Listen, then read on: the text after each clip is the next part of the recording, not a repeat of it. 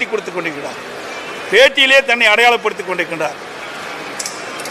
அவர் பாரதிய ஜனதா கட்சியினுடைய மாநில தலைவராக வந்த பொழுது என்ன புதிய திட்டத்தை மத்திய அரசின் மூலமாக தமிழ்நாட்டு மக்களுக்கு பெற்றுத் தந்திருக்கின்றார்? அதிமுக 13,000 ஓட்டு எக்ஸ்ட்ரா வாங்கி கோயம்புத்தூர்ல டெபாசிட் வாங்கியிருக்கிறாங்க.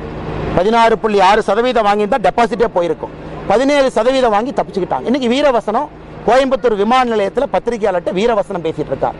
வெறும் டெபாசிட் வாங்கின கட்சி இன்னைக்கு பாரதிய ஜனதா கட்சி குறை சொல்றாங்க. நீங்க கோயம்புத்தூர் உங்க கோட்டை தானே, 10க்கு 9 எம்எல்ஏ உங்களுக்கு தானே, 6க்கு 6 மாநகரத்தில் எம்எல்ஏ உங்களுக்கு தானே, எதுக்கு 17% போனீங்க? உங்களை விட 2 மடங்கு 34% மேல பாரதிய ஜனதா கட்சி அங்க ஓட்டு வாங்கியிருக்கு.